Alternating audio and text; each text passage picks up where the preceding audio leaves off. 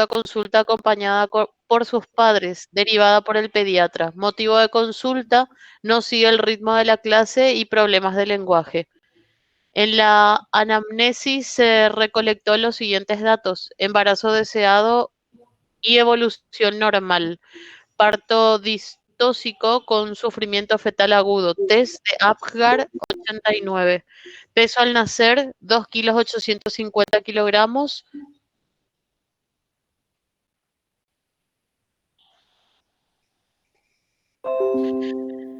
peso al nacer 2 kilos 850 kilogramos, estuvo 4 días ingresada en neonatología, lactancia artificial, empezó a andar a los 15 meses, presentaba cierta hipotonía, torpeza motriz, tropieza, se cae, dificultades motricidad fina, imposibilidad de presionar botones, ponerse los zapatos, agarrar los cubiertos.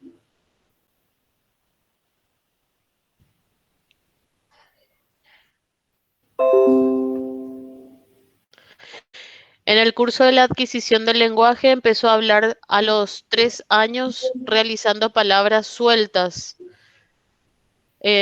no formulando oraciones, tiene dificultad en la pronunciación de la letra L, R.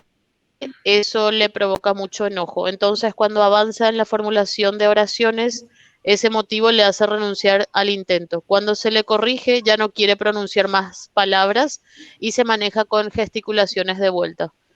En cuanto al control de esfínteres vesical rectal dentro del parámetro etario normal, de día controla de manera normal, de noche le cuesta un poco más. Tiene dificultad en la adquisición de hábitos básicos, comer, vestirse, lavarse las manos, etcétera.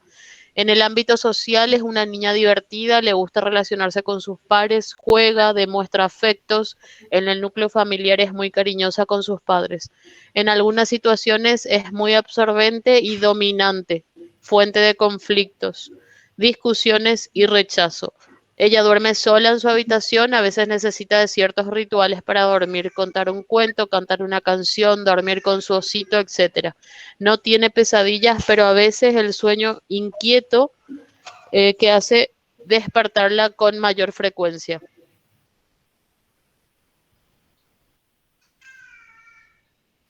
Bueno, hasta ahí, ¿verdad? Entonces, ¿tiene alguna pregunta, algunas palabras que no han entendido bien? Muy claro ahora, profe. Bueno, entonces, el ejercicio, ¿cuáles son los síntomas en este caso, de nuestra paciente? ¿Cuáles son los síntomas encontrados en la historia clínica, en la anamnesis?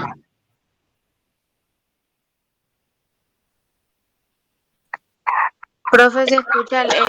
¿Será que el que tiene prendido el auxiliar no ha de ser? Bueno, tenés conectado ¿cómo se llama? El auricular, porque si no suena con eco. Desactivo, desactivo. Voy a desactivar. ¿Qué tal ahí?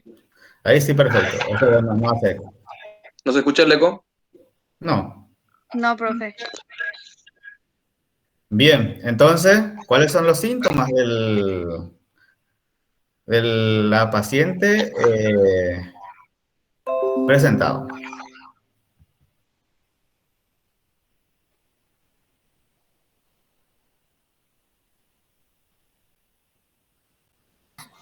Buenas noches, profe. ¿Cómo? Buenas noches. ¿Me Buenas escuchas? noches. Sí, sí. Yo no escuché esa que medio interferencia tuve en el momento de la gestación.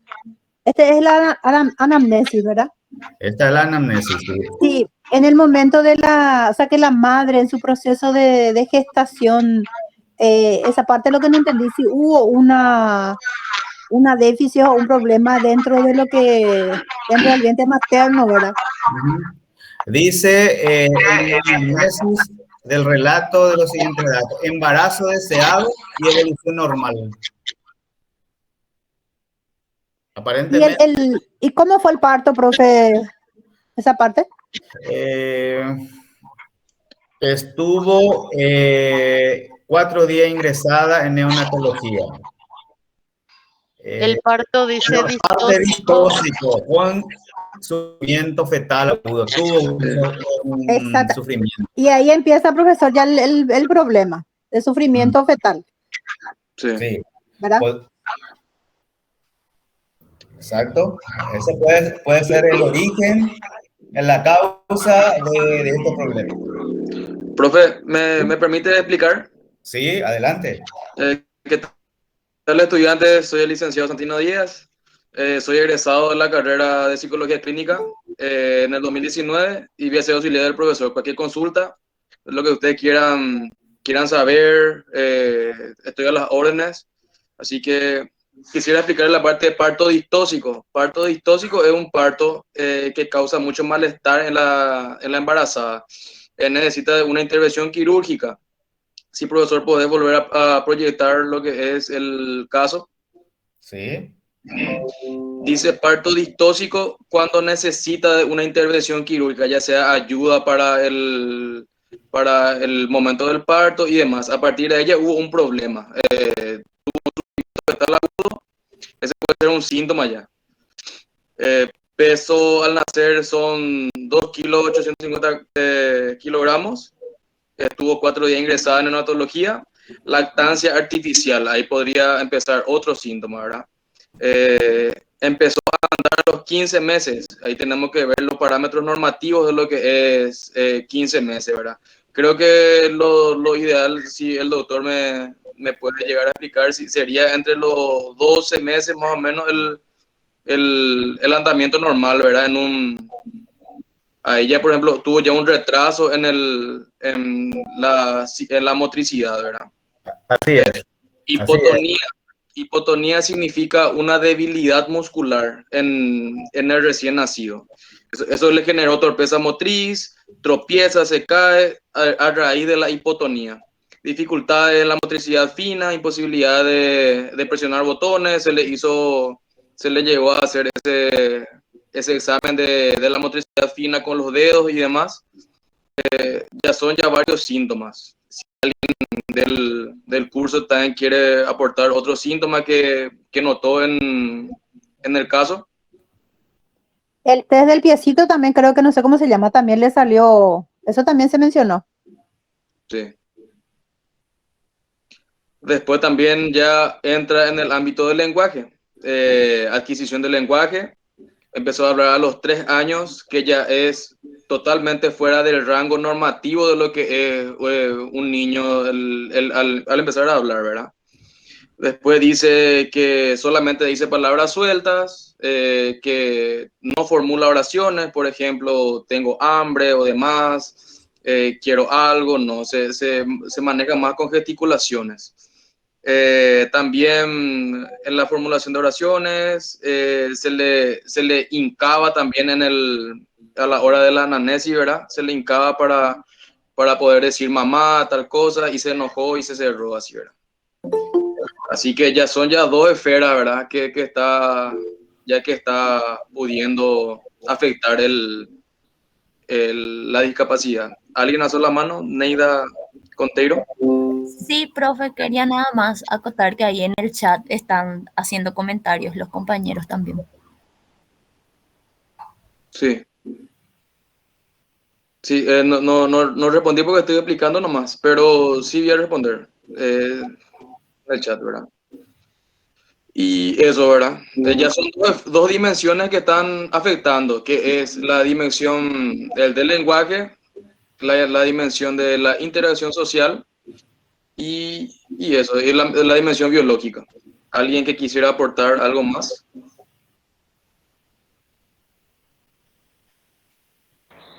Buenas noches. Quería acotar nomás, profe, que sobre lo que estaba diciendo, que en ese caso serían signos, no serían síntomas, porque, o sea, los síntomas propiamente serían lo que manifiesta el paciente, ¿verdad? Sí. Y los signos serían lo que nosotros podemos observar, ¿verdad? Lo que podemos... Y sí, justamente eso, lo que el evaluador puede observar.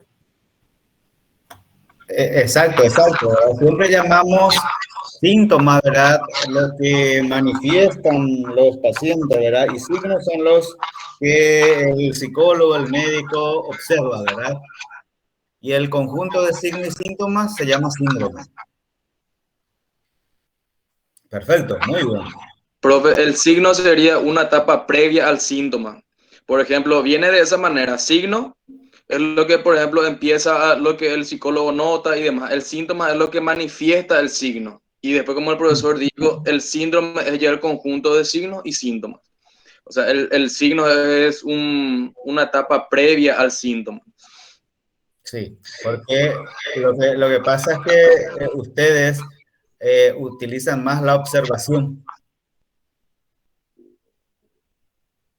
Observan cómo está la persona que están evaluando, ¿verdad? Y luego se hace, digamos, las preguntas, la entrevista pertinente y después se construye el síndrome. En un caso clínico, profe, podríamos llegar a decir, cuando tenemos un paciente cara a cara, ¿verdad? Sí. En la práctica clínica, un signo sería, por ejemplo, de la ansiedad, sería, por ejemplo, ver esa inquietud psicomotriz en un paciente, ¿verdad? Ese sería un signo, ¿verdad? El Exacto. síntoma sería, por ejemplo, ya esa conducta que desarrolla, por ejemplo, la aceleración del lenguaje, la sudoración y demás cosas, ¿verdad? O sea, es la etapa posterior al signo. Sería en la práctica clínica, ¿verdad? Sí. María José Armoa levantó la mano si quiere acotar algo.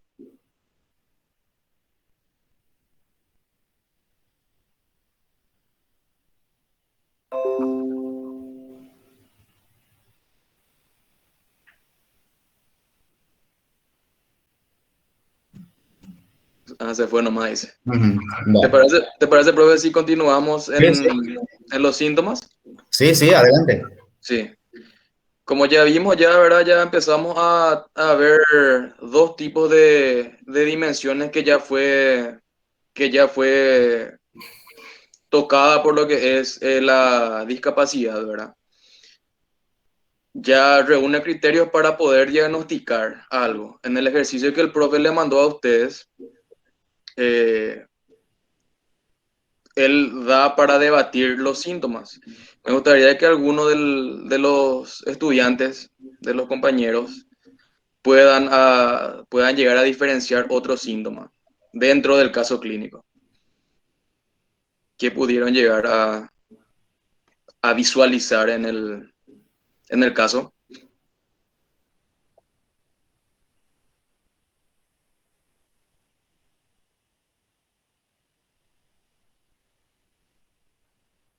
Por ejemplo, en ese que dice, en cuanto al control de esfínteres vesical y rectal, ustedes dicen que cumple criterio para poder decir que tiene una anomalía, ya que de noche suele tener esa anormalidad, o no le incluimos. ¿Qué dicen los estudiantes? Sí, se le incluye, profe. Es anormal que a esa edad uno pueda controlar sobre todo la orina. A los 6 años. A los 6 años. Pero No, en el... ¿Sí? a los ¿Vale? 6 años ya deberían de controlar ambos esfínteres. ¿Y si controla de día y de noche no controla? ¿Ustedes qué dicen? Porque puede ser emocional, profe. Pero un niño con control de esfínteres tiene que presentar a partir de los 3 años ya. Una vez que presenta ese descontrol y más allá de la noche es porque es algo emocional, no es porque tiene alguna patología o algo físico. Excelentísimo, Dan. Así mismo. Sí. Entonces sería indagar, pero por el momento se le incluye también dentro de los criterios para diagnóstico de algún tipo de trastorno. Otra dimensión que pudo verse afectado. La comunicación en general va a estar afectada, porque no solo el lenguaje. Hay que evaluar tanto el área expresiva como el área comprensiva de la niña para ver qué tanto su cognición está, su edad mental con su edad cronológica. Excelentísimo. En el ámbito social, ¿qué dice? Más o menos cumple los parámetros para llegar a incluir. Lo que llama la atención en el ámbito social, o sea, dice que es una niña muy divertida con sus pares y juega y demás, pero habla también de que de repente es muy absorbente y dominante, que o sea, tiene algunos conflictos también.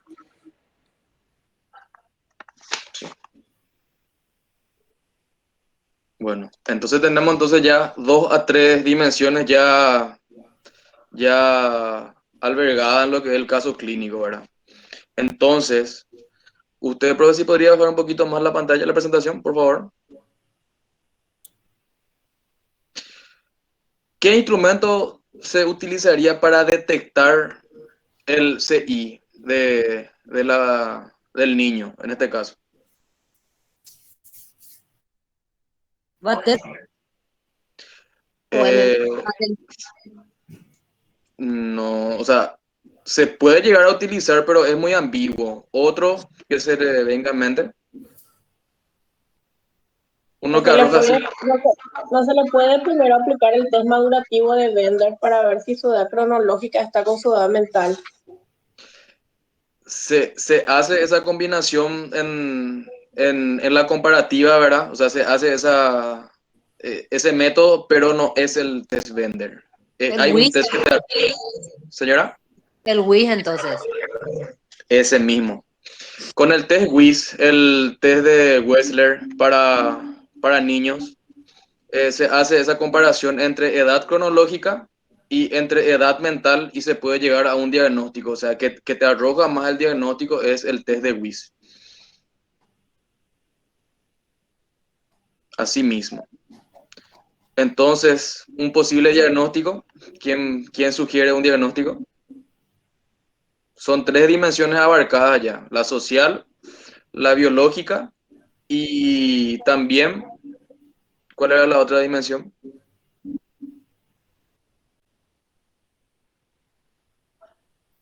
El lenguaje.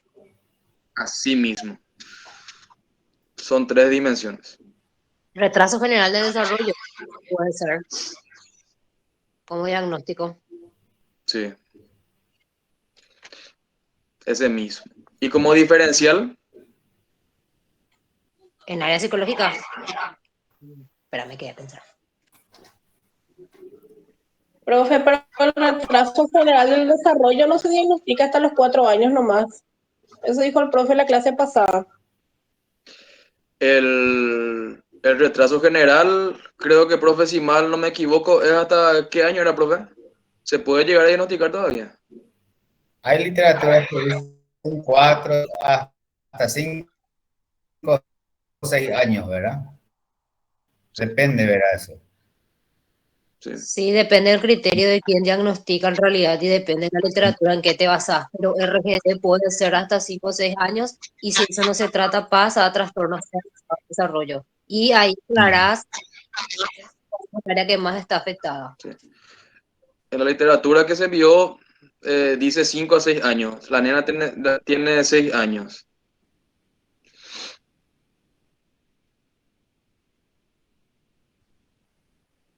¿Se puede llegar a incluir, Sí, yo profe? creo que sí, se puede, todavía. Pero está en el límite. Como diagnóstico diferencial.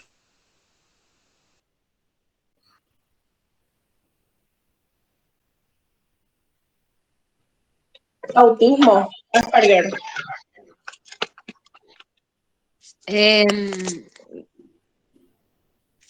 Algo cognitivo no podría ser. Asperger no sería porque en Asperger hay esa imposibilidad de poder tener esa sintonía emocional. En el caso de la paciente dice que es una persona muy alegre y demás cosas, o sea, que Asperger es Sí. descartado en ese sentido. Autismo tampoco sería.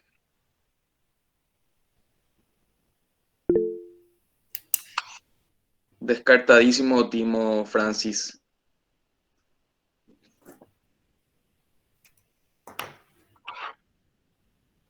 Es muy sociable, así mismo. Es muy sociable y también demuestra sus emociones. En el Asperger y en el autismo o sea, en el autismo o sea, en el Asperger es imposible esa sintonía emocional. Ella, por ejemplo, tiene esa sintonía con sus seres queridos y demás.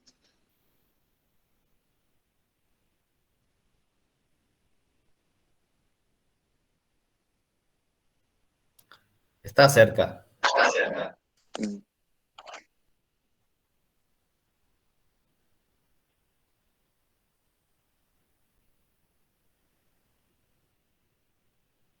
Siempre cuando se formula un probable diagnóstico, también hay que pensarlo en los diagnósticos diferenciales.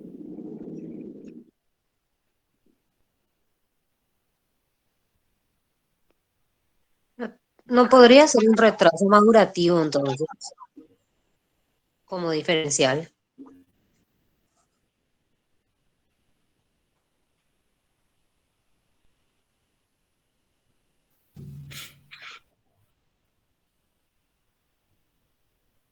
Doctor, Podría ser.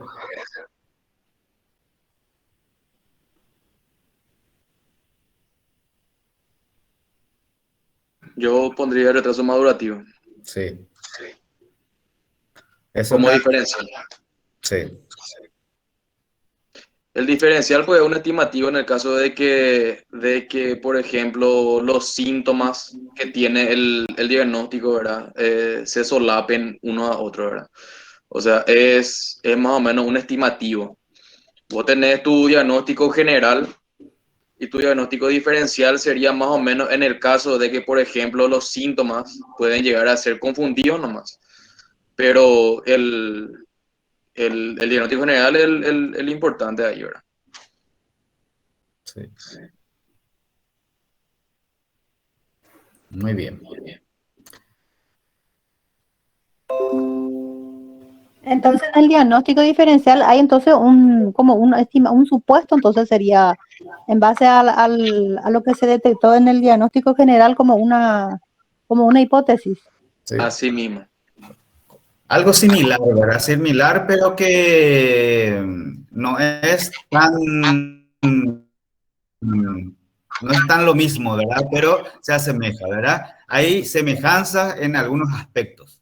También podría servir como un disparador para hacer o profundizar más con otro test, ¿verdad? Para que se pueda descartar ese margen de probabilidad que puede dar bien asertivo el diagnóstico. Sí, aunque los test son específicos para cada una, para cada cosa, ¿verdad? Para cada problema. Profes, disculpen, ¿cuál dijeron que sería el diagnóstico diferencial? Retraso madurativo. Gracias, Adana. Retraso madurativo, sí. Profe, una pregunta. ¿Y esto también se podría derivar a un trabajo interdisciplinar, a hacer algunos estudios más específicos o no? Sí se puede, sí. Y es lo recomendable, ¿verdad? Si el médico, el psicólogo, ¿verdad? Que no está logrando llegar a un diagnóstico de certeza, bueno, siempre es útil el trabajo conjunto. Disculpa, profe, quiero Sí, acotar algo ahí, tipo aportar algo, ¿verdad? sí, El trabajo en personas con discapacidad intelectual es multidisciplinario. Ahí tiene que entrar a tallar el psicólogo, el psiquiatra. Hay una rama que se llama logopedia, que ayuda al paciente, ¿verdad? A desarrollar el lenguaje, la comprensión y demás cosas. Después también vos tenés que hacer por ejemplo, estudios neurológicos y demás cosas para ver qué grado hubo una afección, si es que hay que descartar daño neurológico, o sea, es un conglomerado de estudios y una abarcación multidisciplinaria. El psicólogo y el psiquiatra es el que lleva el mayor peso del tratamiento, pero hay que tener también un criterio neurológico, un criterio de logopeda y demás. María José Armoa. Profe, Levantaron la mano. con respecto a lo que preguntó la compañera, sí tiene que ser un trabajo multidisciplinario porque logopedas en España, fonoaudiología es acá en Paraguay, porque el fono va a trabajar todo lo que sea estructuración, comprensión y articulación del lenguaje, el psicólogo va a trabajar todo lo que sea la parte cognitiva y madurativa, e inclusive algunos niños a esa edad necesitan estimulación temprana todavía, entonces también entraría ahí eso. Sí. Entonces, respondiendo a la pregunta, sí se necesita de un trabajo multidisciplinario. Es necesario. Es necesario. Es más, cuando va a empezar, cuando alcanzan la edad escolar, ¿verdad? Ahí se involucra más gente, ya que tiene que, digamos, trabajar con el niño. Ellos La siempre, parte social también, profe. La parte sí, social, familia y la comunidad educativa. O sea, que así como una visión integral para que se le pueda potenciar al niño en todo lo que pueda ir desarrollando en su proceso de crecimiento. sí, sí, sí. Tiene que ser un enfoque contextual que no abarque solamente al paciente, o sea, en este caso al niño, ¿verdad? Que sea su contexto, que se trabaje a nivel familiar, a nivel social, a nivel educativo, tiene que ser a nivel, o sea, tiene que ser en un enfoque contextual para que se trabaje. Seguro van a darlo en técnicas psicoterapéuticas. No sé si a ustedes le toca segunda generación o tercera generación. ¿Qué le toca a ustedes? Técnicas. Tercera generación de que estamos tocando ahora. Y tercera generación es el que más se basa en un enfoque contextual. En tercera generación entonces ya en técnica ya. Pero es así, ¿verdad? En enfoque contextual se tomó consideración a partir de la tercera ola de terapia de la conducta. Así que dice que el paciente no es solamente un ser holístico, o sea, es uno holístico, pero también hay que enfocar su contexto, ya sea familia, padres, porque vos no podés modificar la conducta de un paciente y en cambio sigue, por ejemplo, el contexto invalidante. Y eso.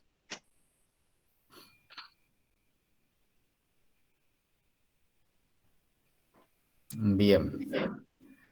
Y creo que en parte estamos contestando la pregunta del tratamiento, ¿verdad?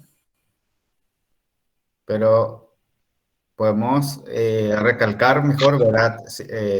Sintetizar diciendo cuáles son el manejo de esto, cómo es el manejo de estos pacientes y en especial de nuestro paciente, ¿verdad? Porque también tienen que tener ustedes presente, ¿verdad? Que cada persona, cada paciente es diferente a otro, ¿verdad? No, nunca son siempre iguales, ¿verdad? A lo mejor en el manejo general global sí se puede aplicar para todos iguales, ¿verdad? Pero cada persona, cada paciente, siempre hay que contextualizarlo en forma así individual y ver sus necesidades y de acuerdo a eso actuar.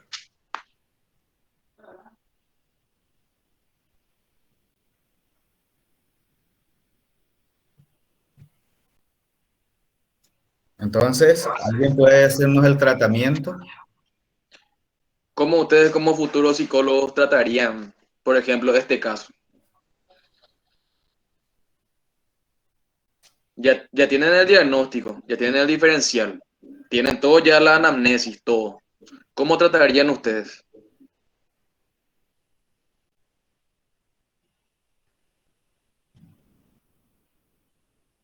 Pero fue una intervención de la parte cognitiva,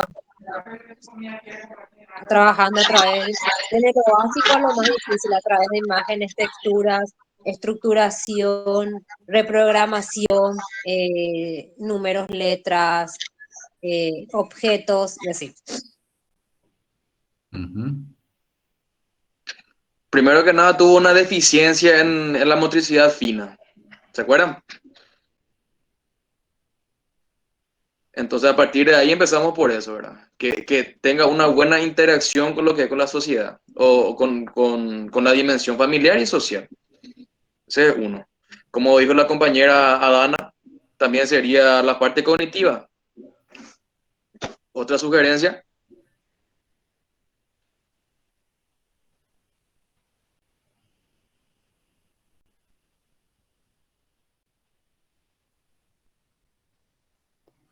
Lo ideal sería hacer un plan de acción o un plan de tratamiento desde el enfoque contextual que estuvimos hablando, ¿verdad? O sea, que haya una concatenación de los profesionales, ¿verdad? El psiquiatra, psicólogo y otros profesionales con el niño, ya sea el docente o algo así, ¿verdad? Eso para mí sería lo ideal. Yo sé que es un poco difícil en nuestra realidad paraguaya, pero para mí que eso sería lo ideal desde ese enfoque.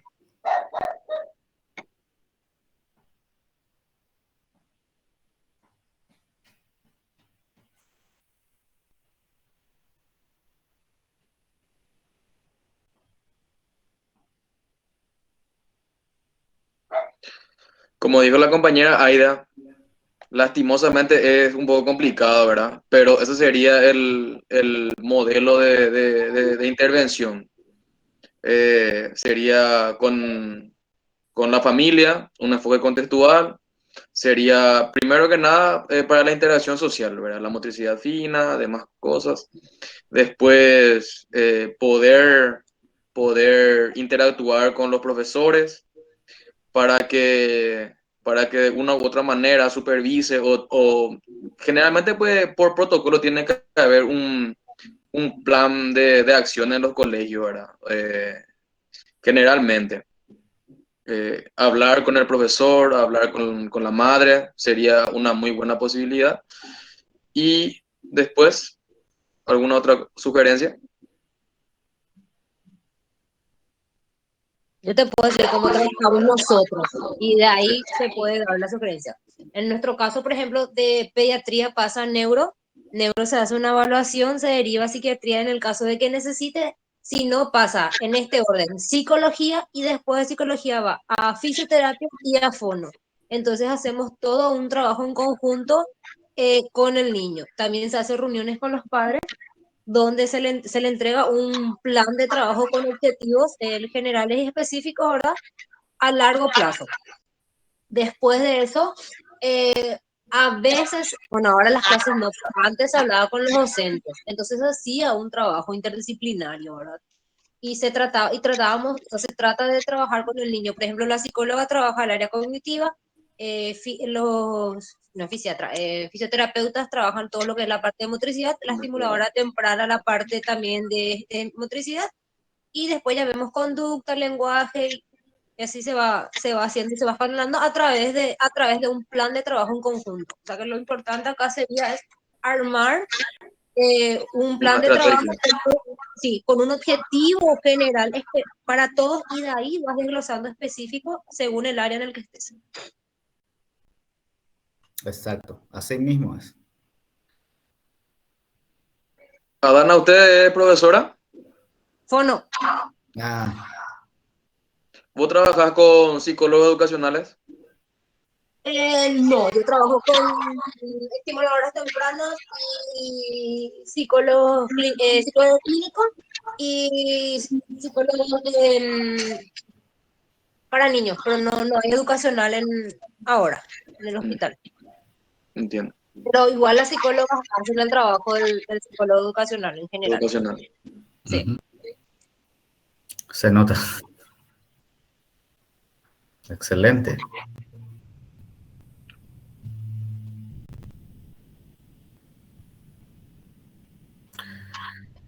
Y siempre, ¿verdad? Los pacientes con este problema son personas jóvenes, ¿verdad? Que por definición tiene que ser diagnosticado antes de los 18 años, o sea que es muy raro trabajar con personas ya mayores, ¿verdad? Siempre son personas, niños o personas muy jóvenes, donde, donde se trabaja para poder mejorar su condición de vida. Profe, en el chat una estudiante dio una muy buena sugerencia. Sí, ¿qué dijo? Susan Flores. Sí, sí. Sí, dijo que terapia ocupacional y fisioterapia también sería, ¿verdad? O sea, viste que estamos barajando las posibilidades de tratamiento. Sí. Terapia ocupacional sería muy bueno. Fisioterapia también, como ya mencionamos. Muy buena sugerencia de la estudiante. Sí. ¿Cuál sería específicamente la terapia ocupacional?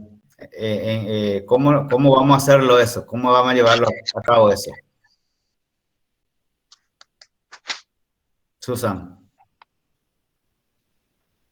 Profe, sería ayudarle al niño para poder procesar las informaciones sensoriales y todo eso, ya que tiene problemas con la motricidad fina.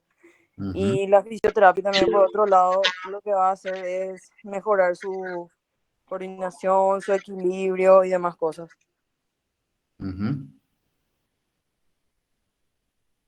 Perfecto. Excelente. Ahí. Francis González también tiene una sugerencia. Arte terapia, dice. También. Yo no estoy muy adentrado a lo que es ese tipo de terapia. Sí, la verdad que no estoy adentrado a eso. No sabría decirte si es que podría ser útil. Arte terapia, dice profe. Sí, sí, yo tampoco suelo escuchar, pero pues, no sé hasta qué punto es efectivo. Pero, ¿dónde leíste o tenés un conocimiento de experiencia en ese, Francis?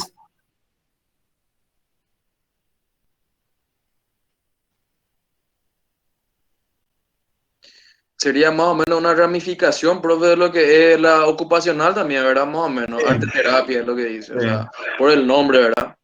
Sí. Sería más o menos una ramificación en el cual se le ayuda a la persona, ¿verdad? O sea, yo te digo así tipo, sin tener una certeza, ¿verdad? Si el Sí. compañero puede explicar. Exacto, para la terapia ocupacional. Sí. Sí, más o menos. Sería más o menos introyectarle o hacer tipo que la persona tenga una actividad, o sea, sería tipo una asignación de tareas más o menos, ¿verdad? Así mismo. Podría ser, profe. Sí, sí, claro. También, ¿verdad? Sí, es parte de la ocupacional. Sí. Y todas son esas técnicas que al final, ¿verdad? Le va a ayudar. Y hay que actuar entonces de acuerdo a los ámbitos afectados, ¿verdad?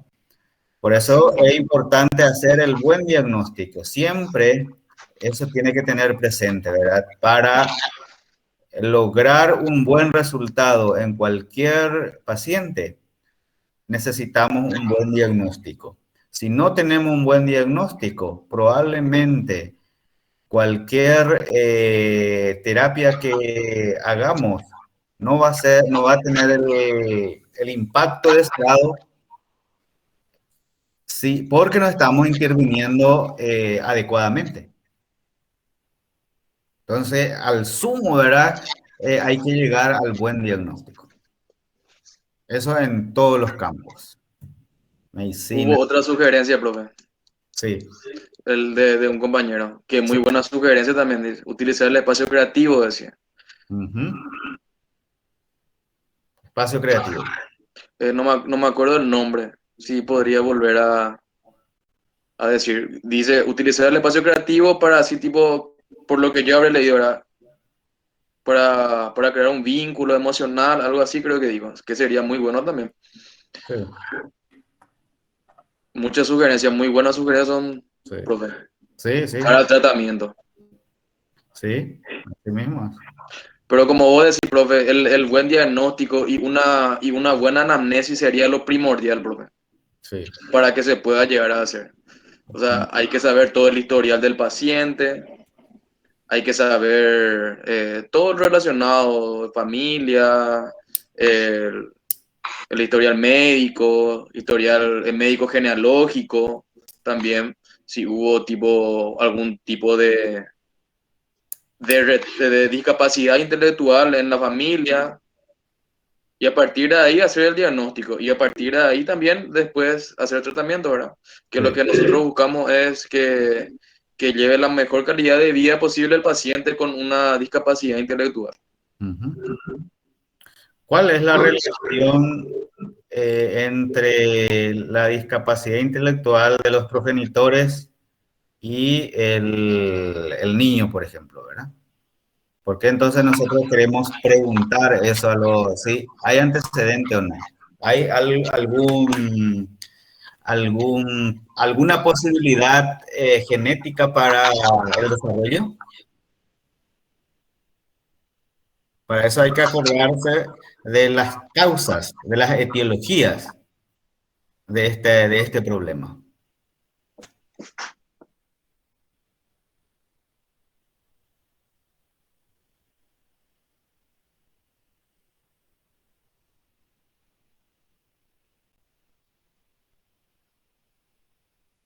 Porque hay que empezar desde, o sea que hay que preguntar los antecedentes familiares, antecedentes del embarazo de la madre, antecedente del parto de la madre, incluso los primeros meses de vida del niño o niña, porque ahí puede ocurrir algún evento y ese ser la causa. En este ejemplo que dimos fue el parto distóxico, ¿verdad? Hay una hipoxia, ¿verdad? Que, que repercutió, o sea, que ocasionó una lesión a nivel cerebral, una isquemia. La isquemia es lo peor para el cerebro y mucho más en esa etapa de la vida, ¿verdad? También, profe, le comento una historia acá también en mi ciudad. Yo tengo un vecino también, ¿verdad? En el Ujú. caso del parto también su madre llegó a tener fiebre y por consecuencia también el niño tuvo fiebre. Y vos sabés que eso le afectó totalmente lo que es su vida. El niño tiene discapacidad intelectual, el niño se fue a la escuela, se le derivó a grado especial como era antes y abandonó, ¿verdad? O sea, en el caso el parto distóxico, ¿verdad? De ahora, ¿verdad? Ese, por ejemplo, vos que sos doctor, me podrías iluminar mejor, ¿verdad? Tuvo fiebre y dice que más o menos... Ese seguro que fue un cuadro infeccioso. Un cuadro infeccioso de la madre, ¿verdad? Y entonces, lógicamente, eso se convirtió en una infección más generalizada y una sepsis, ¿verdad? Y entonces, como hay una interrelación tan importante entre la madre y el feto, ¿verdad?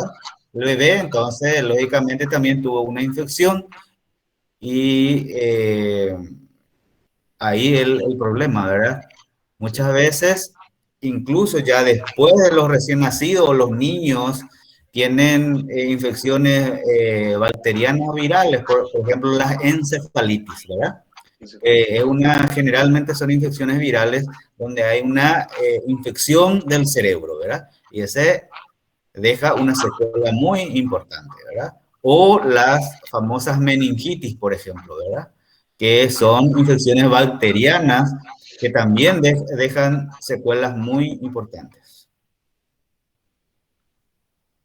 Antes había la poliomielitis, que gracias a...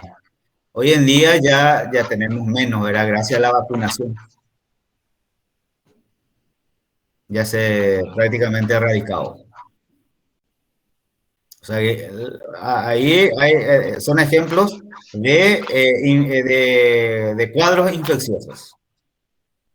Que puede llegar a derivar a una discapacidad intelectual, ¿verdad? Sí, Y a todo lo que estamos estudiando, ¿verdad? sí, sí, sí, efectivamente. Sí. Cuadro infeccioso puede llegar a ser, es la pregunta también que vos le hiciste a la sala, de que qué relación tienen los padres con el niño. Sí, Ayudan al advenimiento de lo que es el trastorno, ¿verdad? O sea, de la enfermedad, ¿verdad? De discapacidad. sí. Antecedentes de traumas.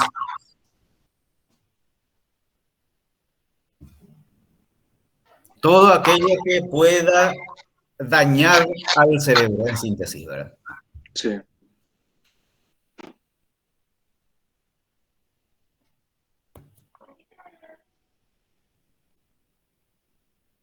Pueden ser, bueno, pueden ser también tóxicos.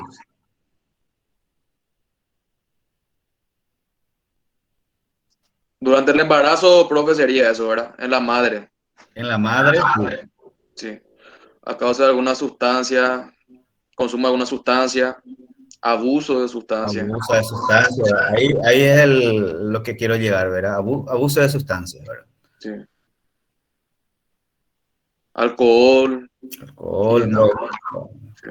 drogas, drogas ilícitas, Sí. o sustancias ilícitas, mejor dicho.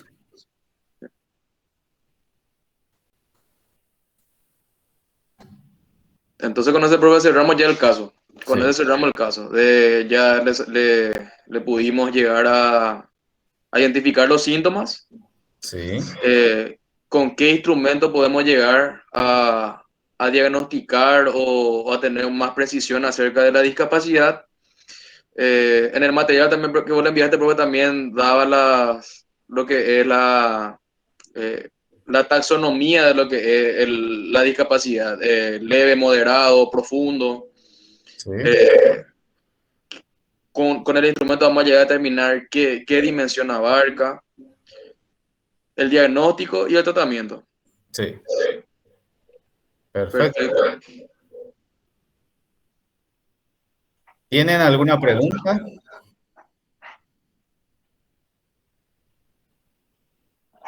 Casi todos los casos el comportamiento es así. Hay algunas variaciones, pero como modelo ya saben cómo se va a presentar un caso que tiene este problema, niño o niña. ¿Cómo actuar, verdad? Como primero, entonces, una buena historia, una buena entrevista, con la presunción que tienen aplicar el test adecuado para ayudar mejor, para estadificar mejor el daño, para saber el nivel. Y después ya llega lo importante, ¿verdad? ¿Qué es lo que podemos ofrecer a ese paciente? Y de lo que ya hablamos todo, ¿verdad? Que, eh, que tiene que ser un tratamiento multidisciplinario. Profe, sería buenísimo también que hayan tomado nota, ¿verdad?, de lo que dijimos, porque en un caso, ¿verdad?, de un examen, de más cosas, el instrumento, también la forma de abordaje, el tratamiento, por ejemplo, si se le presenta un caso clínico, serían esas más o menos las preguntas que se haría, así que cómo abordaríamos en el caso del tratamiento multidisciplinario que decía el doctor. También las colaboraciones que dijo la compañera Dana Gauto, Aida Godoy. O sea, sería bueno que vayan tomando nota así para un eventual examen, que sería más o menos basado en eso, según el doctor crea conveniente, ¿verdad? Sí, sí. Eso es lo ideal. Sí. La terapia ocupacional, como decía el estudiante también. O sea, son muy buenas sugerencias en el caso de que por ejemplo, salga un un paciente con esa característica, ¿verdad? Ya saber cómo poder llegar a abordar, porque en el caso, pues, nosotros como psicólogos, pues, podemos saber la teoría, podemos saber todo lo que hay, lo que sea, ¿verdad? Pero en la práctica clínica es totalmente diferente a la teoría. Podemos saber de pie a cabeza lo que dice el manual, cómo diagnosticar y demás cosas, pero como yo digo, la psicoterapia es un arte. Es más o menos graficado de esta manera. Es como hacer una intervención quirúrgica con los ojos cerrados, porque vos no sabes hasta qué punto es cierto lo que te dice tu paciente. Vos no sabes hasta qué punto puede llegar a abarcar un síntoma o lo que sea, ¿verdad? Entonces es muy complicado en la parte clínica. Así que dar estas sugerencias en los tratamientos es como si fuera manejar un abanico ya de posibilidades a la hora de que ustedes tengan ya su desempeño como terapeuta, que es lo que buscamos, ¿verdad? Ser buenos terapeutas, ayudar a las personas, trabajar en conjunto, doctores, psicólogos. Así que es muy buena esta temática que están haciendo y que están participando, así que les inco a que puedan seguir haciendo así, ¿verdad? De esa manera de interactuar. Sí, y además usted tiene que tener, pueden crear su propio manual, ¿verdad? Y así los casos y tener ahí resuelto cómo manejar, ¿verdad? Cómo hacer el diagnóstico, cómo hacer la terapia. Eso también ayuda mucho. Los casos clínicos, ¿verdad? Porque al final lo que a usted le van a servir ahora es eso.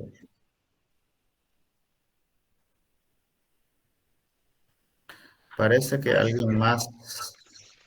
Francis, profe, ¿podrías darnos una opinión de diagnóstico y tratamiento del médico profesional sobre este caso? Diagnóstico y tratamiento médico. Bueno, desde el punto de vista médico, más bien se actúa también de acuerdo al hallazgo que se encuentra, ¿verdad?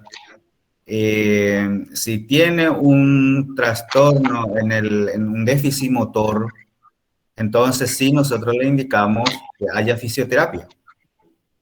Si tiene algún trastorno cognitivo importante o un trastorno del nivel que tenga, ¿verdad? Siempre pedimos la evaluación, la colaboración del psicólogo.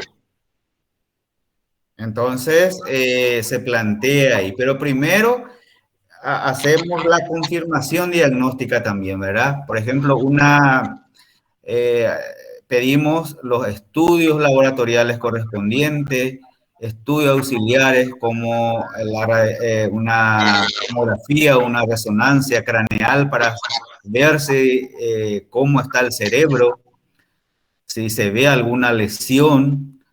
Después algunos estudios laboratoriales para, digamos, con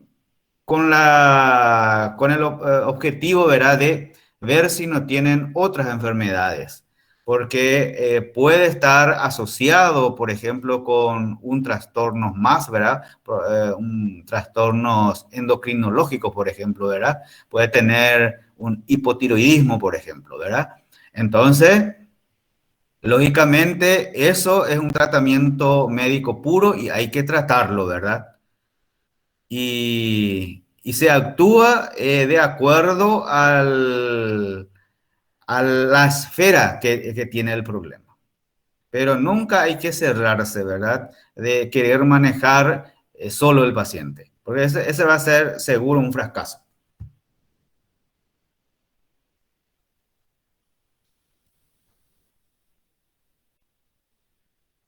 El problema es cuando te llegan así ya pacientes que ya tienen una evolución del problema, ¿verdad?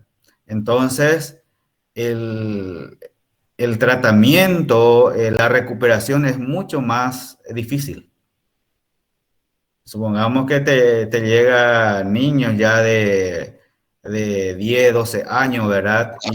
O más, ¿verdad? Entonces, es mucho más difícil el problema del manejo, ¿verdad? Y de la recuperación. Y muchas veces ya no se logra un resultado esperado por los médicos, por los profesionales. Por eso es importante el diagnóstico precoz y la intervención precoz de estos pacientes, de estos tipos de pacientes. Porque a medida que se hace un diagnóstico más temprano y una intervención más precoz, va a haber mejor resultado. Sí, Adana. No, iba a pedir nomás, yo no sé quién tiene el micrófono prendido y sale con eco, profe, y no se te escucha bien. Eso nomás era. Ya. Gracias.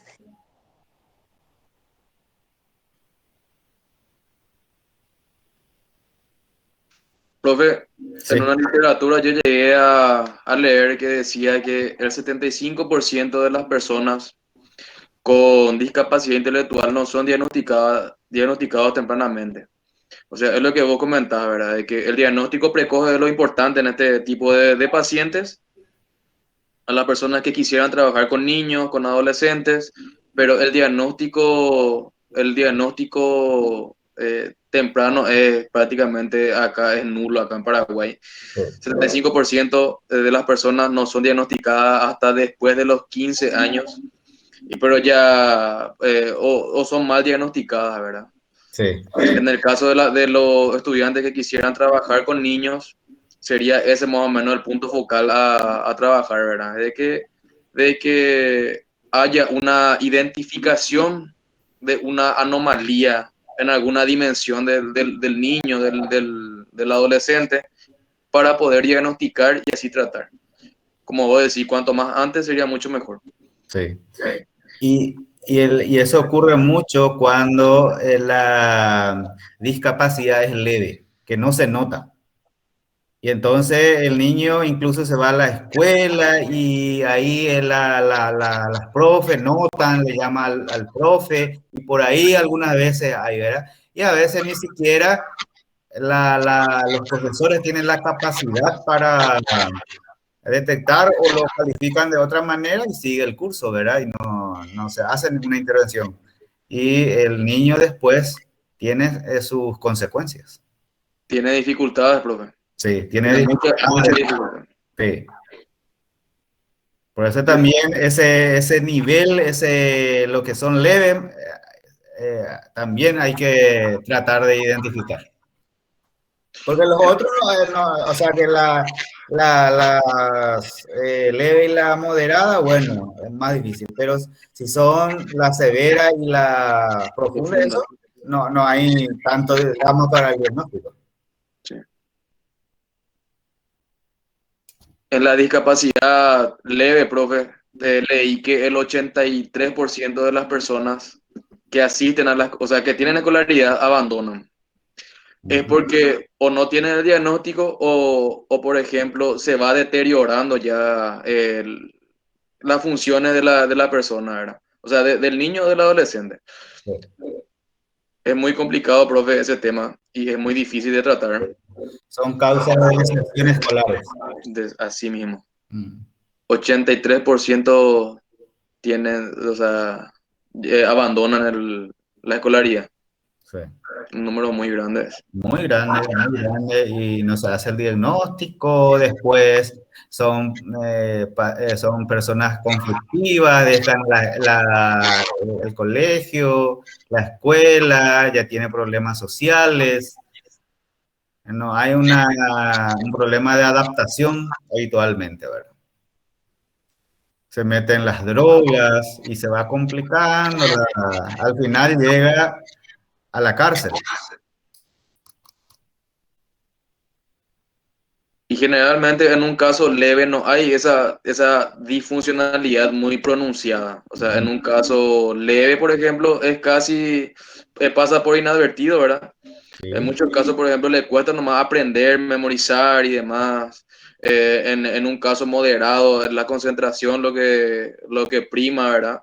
O sea que no hay mucha esa diferencia con una persona que no tiene discapacidad, ¿verdad? Entonces, ellos manejan su escolaridad normal, vamos a decir, entre comillas. Después, no, en la capacidad de memorizar, en la capacidad de aprender y demás ya le cuesta. En la lectoescritura ya le cuesta. Sí. Y ahí abandona. Abandono, totalmente. Así es. O sea que ese nivel es importantísimo de diagnosticar. Sí. Y son también los que mucho más, o sea, que mejor recuperan, porque son leves. Interactúan más de una manera normativa, doctor. ¿Sí? O sea, tienen la capacidad de poder sintonizar emocionalmente y demás cosas. O sea, hay más esos parámetros normativos de desenvolverse. A diferencia de uno moderado o un grave o profundo, por ejemplo. Sí. Que hay, por ejemplo, ya hay personas que no son capaces de pronunciar oraciones. En uno profundo, por ejemplo, se olvida de cosas y tipo de lo que comió. O sea, ya hay una disfuncionalidad en su vida cotidiana. Sí.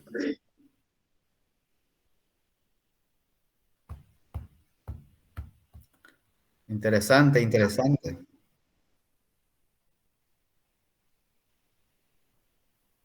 Y creo que ya les comenté también en la clase anterior que estos pacientes, estos tipos de pacientes o de personas son más propensas a desarrollar otra enfermedad mental.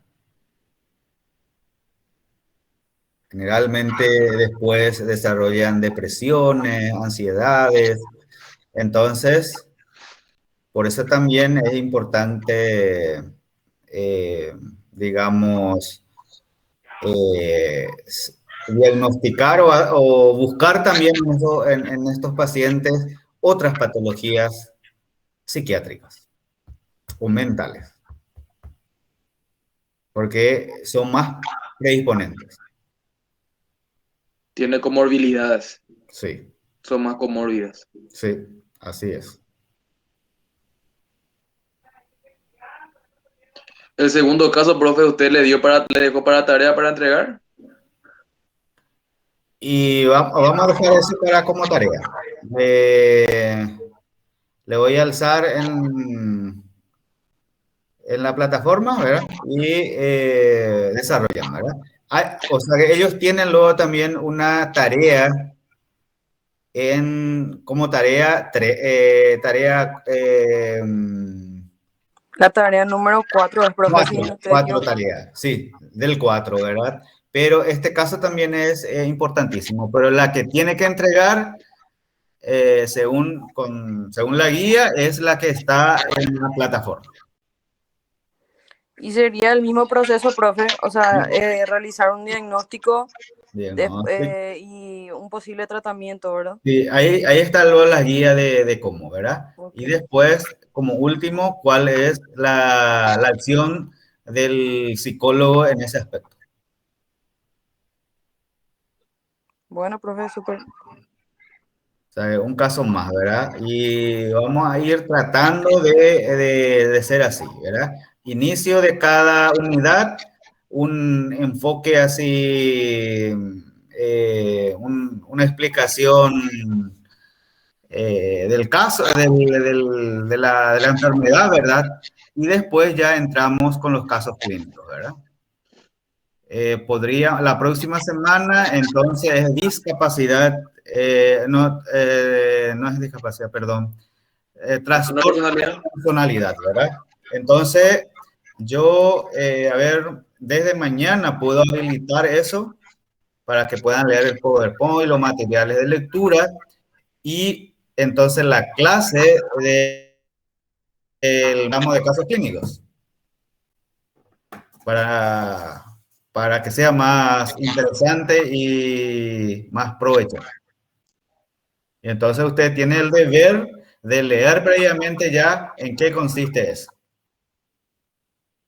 Porque para esta temática se aprende cuando ya tenemos el concepto previo, ¿verdad? La lectura.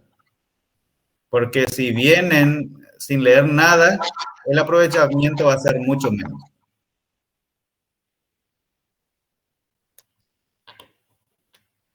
Sería bueno también, profe, que usted le da material de lectura, ¿verdad? Sí.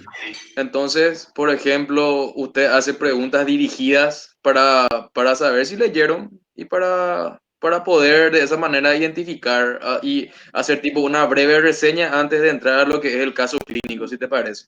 Sí, sí. Porque sería muy bueno escuchar de tu parte, profe, ya que usted es una persona muy o sea, que conoce mucho. Y así a los estudiantes y después también de esa manera después hacemos el caso clínico. Sí, sí. Bueno, yo me encargo de esa parte y digamos, vos nos ayudás en los casos clínicos. Le voy a preparar casos muy buenos por ejemplo, un caso de un trastorno de la personalidad psicópata que hace poco tiempo pasó, que tenemos eso, ¿verdad? Del policía, del niño. Y, o sea, vamos a presentar casos muy buenos. Sí, Así, sí. va a ser muy bueno. La parte de la presentación no quiero que lleve más de media hora, ¿verdad? Y después utilizamos ya para los casos clínicos. Perfecto, doctor. Perfecto. Le voy a preparar y le voy a enviar previamente a usted para que supervise. Dale, sin problema. Y entonces yo le habilito la unidad 5. Perfecto. ¿Tienen alguna pregunta al respecto? ¿Alguna sugerencia? Nosotros somos abiertos. Queremos que la asignatura sea útil para ustedes.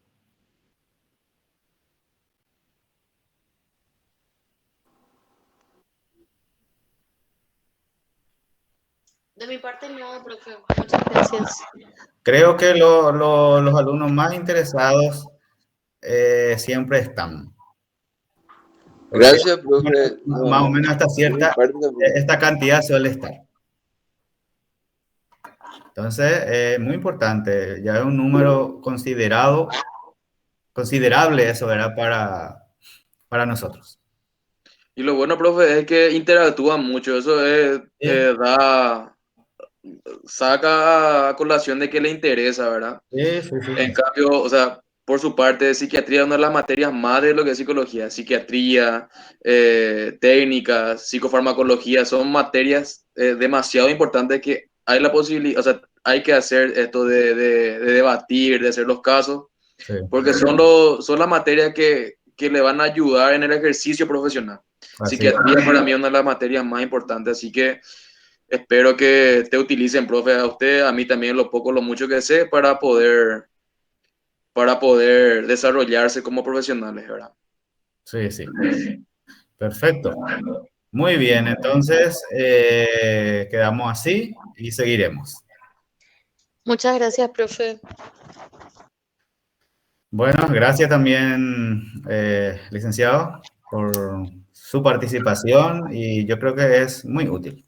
A las órdenes, doctor, para lo que sea para usted y para todos los estudiantes. Estamos a las órdenes y vamos a hacer que la cátedra sea lo más didáctica posible. Eso. Gracias, buenas noches a todos. Buenas noches, hasta luego. Hasta luego.